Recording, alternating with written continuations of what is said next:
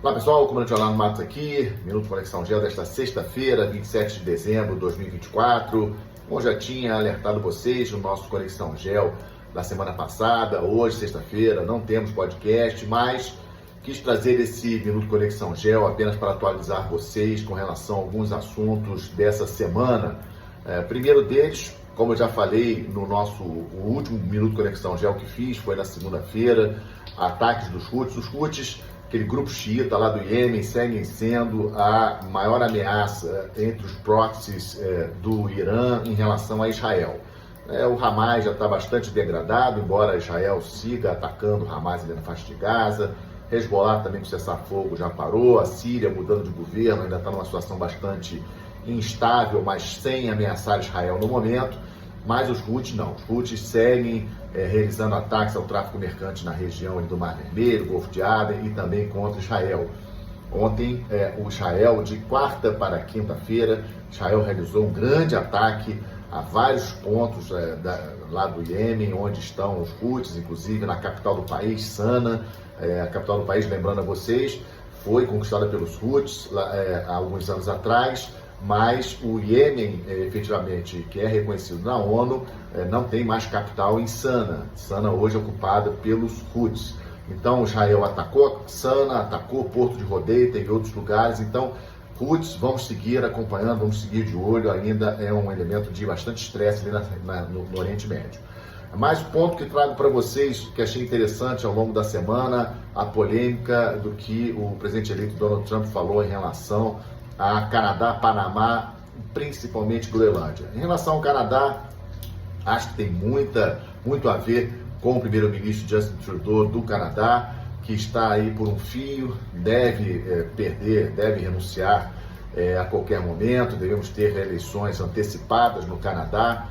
Ainda não temos essa confirmação, mas há muita especulação na mídia canadense que a situação do Justin Trudeau, primeiro-ministro canadense, muito instável. E sabemos também que Justin Trudeau é um opositor da política do Trump. Então, acho que o comentário do Trump sobre o Canadá ser o 51º estado dos Estados Unidos tem esse lado, digamos assim, da galhofa do Trump, mas também tem um fundo de verdade. O Canadá tem uma economia muito atrelada aos Estados Unidos. Os Estados Unidos têm aí uma população de mais de 300 milhões de habitantes, o Canadá tem 30 milhões de habitantes, é 10 vezes menor em termos de população que os Estados Unidos. É um país da OTAN, muito dependente em termos de economia muito atrelada aos Estados Unidos.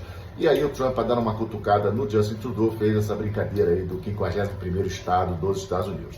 Em relação ao Canal do Panamá, o Trump foi mais sério. Realmente, tarifas que a administração do Canal do Panamá cobra de navios dos Estados Unidos, o Trump bateu muito nisso, achando que o governo panamenho deve reduzir essas tarifas em relação à história dos Estados Unidos, a construção do Canal do Panamá, né? O Canal do Panamá era dos Estados Unidos até o governo do Jimmy Carter, que devolveu, ou entregou o canal, a administração do canal para o governo panamenho. Então essa é uma posição importante. A preocupação do Trump é uma preocupação válida em relação ao aumento da presença de empresas chinesas no Panamá. O Panamá passou a reconhecer a China diplomaticamente, antes reconhecia Taiwan, em 2017 apenas. Então 2017 foi um ano importante, porque a partir daí a China começou a aumentar os seus investimentos em empresas panamenhas, e o Trump corretamente está preocupado com relação, digamos assim, à soberania, digamos assim, ou à força dos Estados Unidos.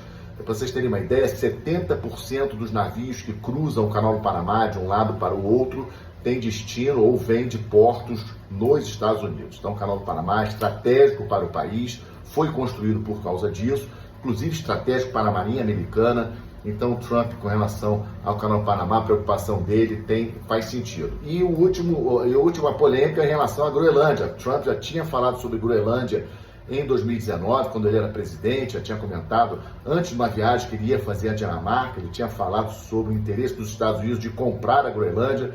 Groenlândia é um estado associado da Dinamarca, em termos de defesa, em termos de relações exteriores, é a Dinamarca quem cuida, mas a Groenlândia tem uma administração própria, existe um governo, existe um primeiro-ministro na Groenlândia, existe um parlamento na Groenlândia que escolhe o primeiro-ministro.